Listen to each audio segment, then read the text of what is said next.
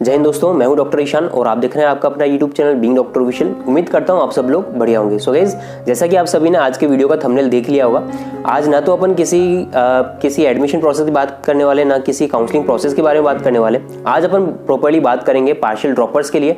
आज अपन बात करेंगे पार्शियल ड्रॉप के बारे में। ठीक है, आप में से काफ़ी सारे स्टूडेंट ऐसे हो सकते हैं जिन्होंने एमबीबीएस का गवर्नमेंट कॉलेज नहीं मिलने पर किसी अन्य कोर्स में, जैसे कि बीडीएस हो गया, वेटनरी हो गया, इसके अलावा आयुष कोर्सेज हो गए जैसे कि बीएमएस, बीएचएमएस, बीयूएमएस, ठीक है, या फिर बीएससी और या फिर पैरामेडिकल या फिर बी फार्मा वगैरह, ऐसे काफ़ी सारे जो कोर्सेज होते हैं जो बायोलॉजी स्टूडेंट एमबीबीएस के अलावा चूज़ कर सकते हैं। ठीक है, तो हो सकता है आप में से काफ़ी सारे स्टूडेंट ने इस बार एडमिशन ले लिया और ये माइंडसेट रखा होगा कि मैं नेक्स्ट ईयर फिर से नीट की प्रिपरेशन करूंगा, यानी कि इसी साल 2023 में नीट की प्रिपरेशन करूंगा अलोंग विद कॉलेज।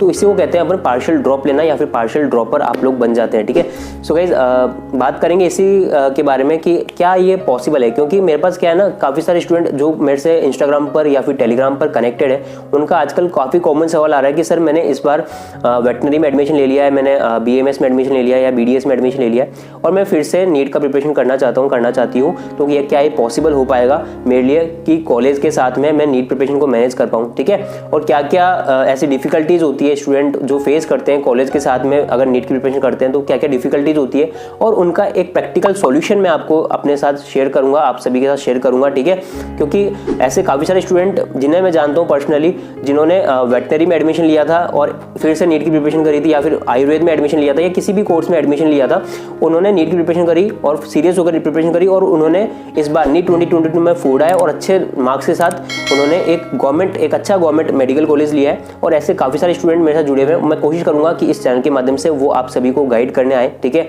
और जल्दी मैं ऐसे सेशंस लेने वाला हूँ। ठीक है, तो अपन अभी फिलहाल बात करेंगे कि क्या ये पॉसिबल है कि आप अपने कॉलेज के साथ में नीट की प्रिपरेशन को मैनेज कर पाएं और क्या क्या जो है डिफिकल्टीज आपको फेस करनी पड़ सकती है, उनका क्या क्या सॉल्यूशन होते हैं। ठीक है, सभी अपन बात करेंगे। देखो, इस वीडियो को शुरू करने से पहले मैं पहले ही बता दूं, मैं यहाँ पर किसी भी कोर्स को कम नहीं बता रहा। ठीक है, सब कोर्सेज, चाहे वो एमबीबीएस हो, चाहे वो बीडीएस हो, चाहे वो वेटनरी हो, चाहे वो आयुर्वेदा हो, चाहे वो होम्योपैथी हो या फिर यूनानी हो या फिर कोई भी कोर्स हो, सभी कोर्स इक्वली रेस्पेक्टफुल होते हैं। यानी कि सभी जो भी प्रोफेशन होता है, जो जिस भी प्रोफेशन में आप लोग गए हैं, सभी प्रोफेशन जो होते हैं इक्वली रेस्पेक्टफुल होते हैं। और यहाँ पर कोई भी कोर्स कम या ज़्यादा नहीं होता, ये आपके ऊपर डिपेंड करता है, ये आपकी कैपेबिलिटी पर डिपेंड करता है कि आप उस कोर्स में, उस प्रोफेशन में कितना आगे जाते हैं, कितना हार्डवर्क करके, मेहनत करके आगे जाते हैं। ठीक है, तो मैं किसी भी कोर्स को यहाँ पर कम नहीं बता रहा। All courses are equally important to us, all courses are equally respectful. ठीक है, तो सभी को मैं बता दूं कि अगर आपका किसी और भी कोर्स में एडमिशन हो गया तो भी आप एक बहुत अच्छा करियर आगे बढ़ा सकते हैं, क्योंकि वो कहते हैं ना कि धार के विपरीत जाकर तो देखिए, जिंदगी को आजमा कर तो देखिए, आंधियां खुद बदल लेगी अपना रास्ता, एक बार दिल में जज्बा जगा कर तो देखिए। चलिए इसी के साथ शुरू करते हैं वीडियो को।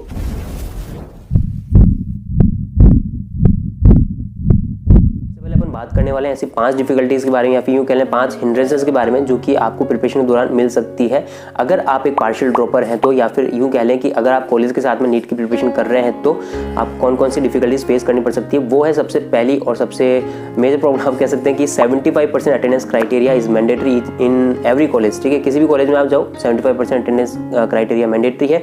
दूसरा चीज़ अपन बात करें, दूसरी हिंड्रेंस या फिर दूसरी डिफिकल्टी आप कह सकते हैं, वो है आपका कॉलेज आवर्स। क्योंकि आप सभी जानते हैं अगर आप कॉलेज गोइंग स्टूडेंट हैं, अगर आप कॉलेज भी जाते हैं तो ये आपको पता होगा कि मेजॉरिटी ऑफ जो डे आवर्स होते हैं वो आपके कॉलेज में आपके जो है बीत रहे होते हैं। यानी कि अगर बात करें 6 से 7 घंटे अगर अपन एवरेज लें किसी भी कॉलेज में, तो 6 से 7 घंटे जो है कॉमन होता है। एक कॉलेज आवर जो होता है 9 to 5 भी हो सकता है, 10 to 5 PM भी हो सकता है, वो डिपेंड करता है आपके कॉलेज पर। ठीक है, तो मेजॉरिटी ऑफ डे टाइम जो है आपका कॉलेज में जा रहा होता है। इसको कैसे मैनेज करना आगे अपन बात करेंगे। तीसरा जो मेजर जो हिंड्रेंस कह सकते हैं या फिर जो प्रिपरेशन में आपको हिंड्रेंस दे सकता है, डिफिकल्टी पैदा कर सकता है, वो है आपके कॉलेज एग्जाम्स। ठीक है, कॉलेज में होने वाले एग्जाम्स। हालांकि अभी जो है नीट की डेट काफ़ी पास में, मतलब 7 मई को इस बार एग्जाम होने वाला है और इस बार क्योंकि काउंसलिंग का प्रोसेस लेट तक चला है तो अभी हो सकता है काफ़ी सारे कॉलेज में आपके कोई एग्जामिनेशन नहीं हो इस दौरान। ठीक है, नहीं हो तो बहुत अच्छा है, अगर होते भी हैं तो सेमेस्टर एग्जामिनेशन तो नहीं होंगे, इंटरनल एग्जामिनेशन या फिर यूँ कह लें मिड टर्म एग्जामिनेशन, इस तरह के एग्जामिनेशन हो सकते हैं। ठीक है, तो वो उसके बारे में अपन बात करेंगे कैसे आप इनको मैनेज करेंगे। ठीक है, चौथी और मोस्ट इम्पोर्टेंट जो हिंड्रेंस हो सकती है वो है कि आपके कॉलेज असाइनमेंट। आपको हो सकता है आपके कॉलेज में असाइनमेंट्स भी मिल जाए, उनको कैसे मैनेज करना है साथ में। ठीक है, बात करेंगे। फिफ्थ और लास्ट अगर डिफिकल्टी की बात करें जो कि आपको प्रिपरेशन के साथ में फेस करनी पड़ सकती है, वो है आपका एनवायरनमेंट।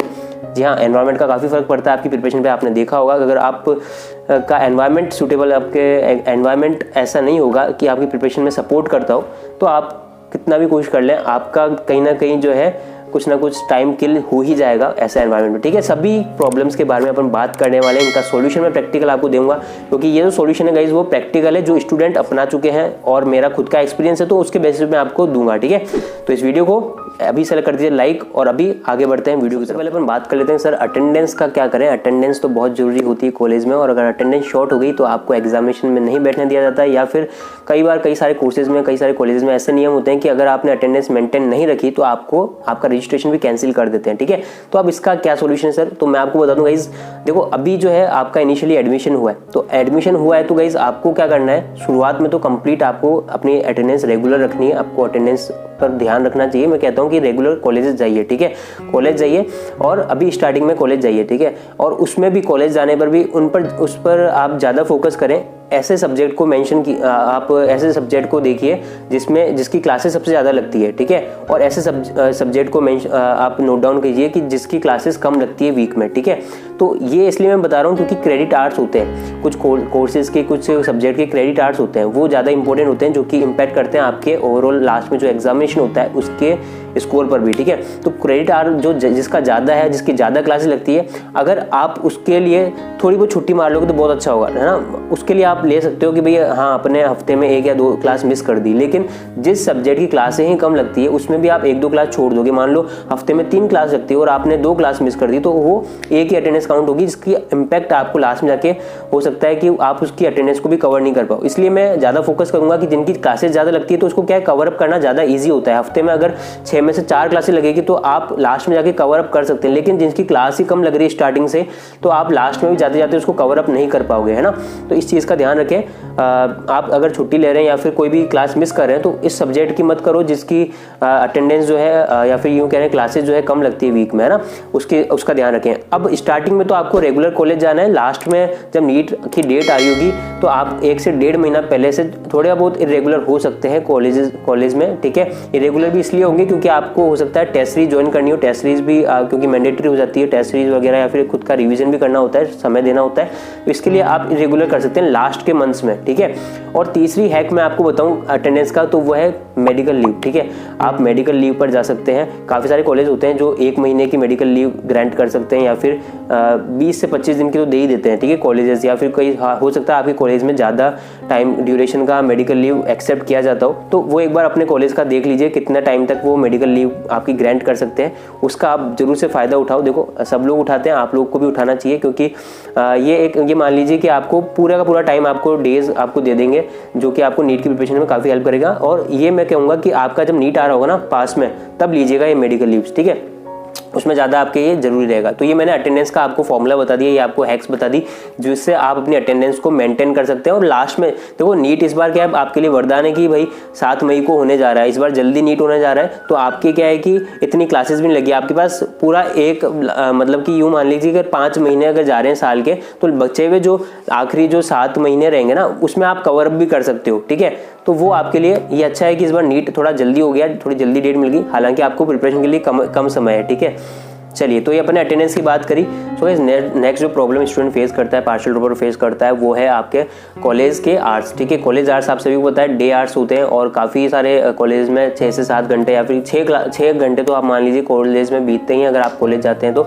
ठीक है, तो इसको कैसे मैनेज करेंगे, इसमें भी आप अपना कैसे फुल पोटेंशियल ले सकते हैं अपनी प्रिपरेशन में। देखो ऐसा होता है काफ़ी सारे कॉलेज में, क्योंकि अभी फर्स्ट ईयर है आपका, फर्स्ट ईयर में ऐसा नहीं है कि आपके काफ़ी सारे सब्जेक्ट होते हैं, है ना।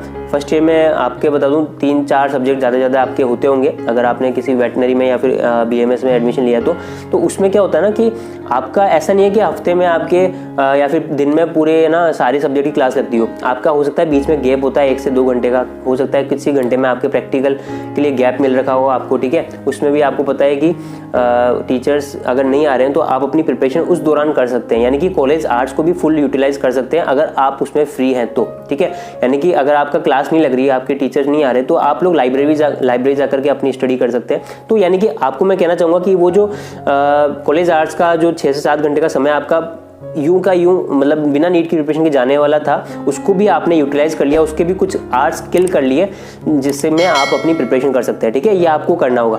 तीसरा जो मेजर प्रॉब्लम है वो है आपके कॉलेज एग्जामिनेशन। सर एग्जाम का क्या करेंगे सर, इंटरनल एग्जामिनेशन आ रहे हैं, ठीक है, या फिर सेमेस्टर एग्जाम होते हैं काफ़ी सारे कॉलेज में। तो मैं आपको बता दूं, देखो इनिशियली अभी अगर आपकी स्टेज में बताऊं तो अभी हो सकता है आपकी काफ़ी सारे कॉलेज में एग्जामिनेशन नहीं आए, नीट तक तो नहीं आने की उम्मीद है मेरे को, ठीक है, लेकिन फिर भी हो सकता है किसी कॉलेज में आता है ना, तो आपको क्या करना है, उतना ही पढ़ना है। देखो ऐसा नहीं है, देखो आपको क्या करना है, कॉलेज अगर आप जाते हैं तो कुछ ना कुछ तो आप क्लास में बैठते हैं तो वहाँ पर नोट डाउन करते हैं, तो टीचर वहाँ पर इंपॉर्टेंट चीज़ें बताते हैं। साथ ही अपने सीनियर्स का फुल यूटिलाइजेशन करिए। आपके जो सीनियर्स होते हैं वो हेल्प के लिए होते हैं, तो अपने सीनियर्स से इंपॉर्टेंट या फिर यूँ कहते हैं ना मार्किंग्स देते हैं सीनियर्स, ठीक है, कि ये इंपॉर्टेंट है जिसको आप अगर आप पढ़ लेते हैं उतना पढ़ लेते हैं तो काफ़ी होता है आपको एग्जामिनेशन पास करने में, ठीक है।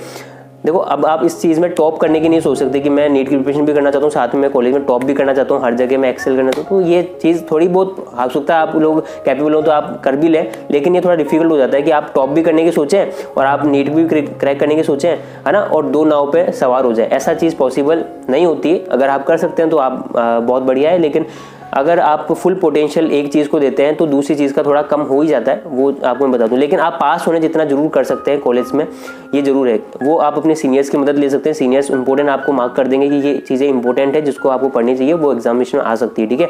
तो वो फ़ायदा मिलता है सीनियर से। साथ ही टीचर जो आपको पढ़ा रहे हैं यार, क्लासरूम नोट्स अगर आप प्रिपेयर कर रहे हैं तो उससे भी फ़ायदा मिलता है, क्योंकि टीचर्स भी बताते हैं कि एग्जामिनेशन में आने की पॉसिबिलिटी, या फिर कुछ इंपॉर्टेंट चीज़ अगर आप पढ़ते हैं या डिस्कस करते हैं फ्रेंड्स के साथ में तो भी आपको पता चल जाती है। और अगर आपकी कुछ अच्छा फ्रेंड सर्किल है तो वो भी आपके हेल्प कर सकता है एग्जामिनेशन के दौरान कि ये चीज़ें इंपॉर्टेंट है, वो आप लोग पढ़ के जाएंगे तो उतना पढ़ने पर आप पास तो जरूर हो जाएंगे, ठीक है। तो कॉलेज के एग्जामिनेशन की टेंशन भी खत्म।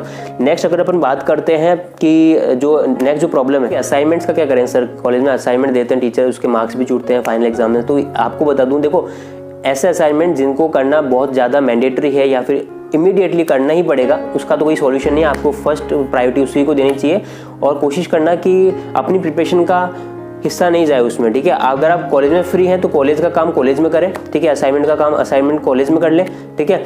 अगर आपको कोई पीपीटी प्रेजेंटेशन वगैरह कुछ प्रिपेयर करनी है तो कॉलेज के कंप्यूटर्स होते हैं उनका यूज़ करके वहीं पर ही बना लें, ताकि घर का अपना जो प्रिपरेशन का टाइम है घर पर जा करके वो आपको नहीं करना पड़े, ठीक है।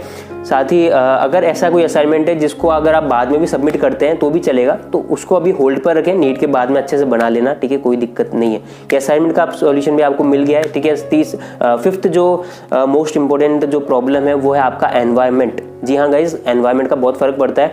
एनवायरनमेंट का कहने का मतलब मेरा ये है कि आप अपने कॉलेज में अगर आपने एडमिशन लिया है तो ऐसे स्टूडेंट को पहचानो जो कि साथ में आपके नीट प्रिपरेशन कर रहे हो, यानी कि वो भी मन बना चुके हैं नीट का प्रिपरेशन करने का, तो ऐसे स्टूडेंट को पहचानो और उनके सर्कल में रहो। उनके सर्कल में रहने का फ़ायदा ये मिलता है कि आप उनके साथ बैठते हैं तो क्या होता है ना, क्लास में कई बार टीचर्स नहीं आते या फिर ऐसा होता है कि खाली समय पढ़े तो अपन क्या करते हैं, एक सर्कल होता है तो वो लोग प्रिपेयर करते होते हैं, तो उनको देख करके अपना भी मोटिवेशन जाग जाता है कि हाँ अभी खाली बैठे हैं अपन, तो अपन अभी अपना नीट का पढ़ लेते हैं, ठीक है। तो कॉलेज में भी आप जो है सेपरेट या क्लास में या फिर सेपरेट होकर के आप लोग पढ़ सकते हैं, आपको कोई भी डिफिकल्टी फेस नहीं करनी पड़ेगी। एनवायरनमेंट का ये फर्क पड़ता है और आप मोटिवेटेड भी रहते हैं कि हाँ ये लोग, उनको देख करके आपको मोटिवेशन आ जाता है कि हाँ यार वो कर सकता है, मैं भी कर सकता हूँ प्रिपरेशन अपनी, ठीक है।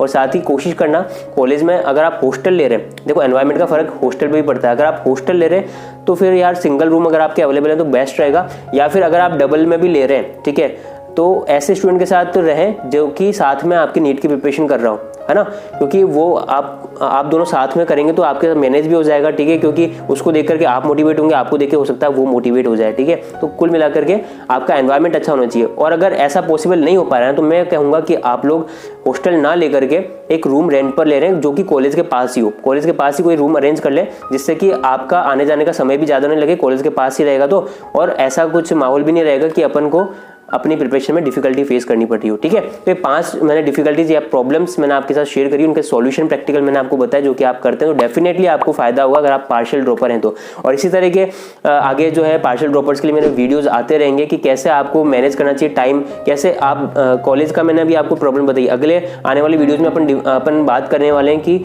डिस्कस करने वाले हैं कि कैसे आप आफ्टर द कॉलेज अपना टाइम को यूटिलाइज करें नीट की प्रिपरेशन में, क्या आपका टाइम टेबल होना चाहिए। और साथ ही मैं इस चैनल पर कोशिश करूंगा कि आप सभी के साथ लाऊं उन स्टूडेंट को जिन्होंने पार्शियल ड्रॉप लेकर के किसी और कॉलेज में एडमिशन लेकर के, किसी और कोर्स में एडमिशन लेकर के तैयारी करी नीट की और क्रैक किया नीट में और गवर्नमेंट कॉलेज में एडमिशन लिया। ठीक है, कोशिश करूंगा। और आप में से भी कोई स्टूडेंट किसी पार्शियल ड्रॉपर को जानते हैं अपनी फ्रेंड्स सर्कल में, अपनी फैमिली में, या फिर आप खुद एक पार्शियल ड्रॉपर हैं और इस वीडियो को देख रहे हैं, तो आप लोग जरूर से मुझे मेल कीजिए। मेल आईडी मेरा लिंक डिस्क्रिप्शन में दे दूंगा, ठीक है, वहाँ पर आप मुझे मेल कर सकते हैं। अगर आपने पार्शियल ड्रॉप लिया, साथ में प्रिपरेशन करके नीट में गवर्नमेंट कॉलेज MBBS कॉलेज में एडमिशन लिया है, तो आप सभी का स्वागत है हमारे चैनल पर। आप सभी अपनी स्टडीज प्रिपरेशन टिप्स काफ़ी सारे स्टूडेंट के साथ शेयर कर सकते हैं हमारे चैनल के माध्यम से। ठीक है, तो आप सभी का स्वागत है। तो फिलहाल गाइज, आई होप आपको वीडियो पसंद आए तो प्लीज़ इसे लाइक कर देना और चैनल को जरूर से सब्सक्राइब करे बिना मत जाइएगा, क्योंकि इसी तरह के helpful content, informative videos and preparation के रिगार्डिंग टिप्स एंड स्ट्रेटेजीज आती रहेगी। ठीक है, तो तब तक के लिए thank you so much for watching. मिलते हैं अगली वीडियो में नए अपडेट और इन्फॉर्मेशन के साथ में। तब तक के लिए जय हिंद, टेक केयर।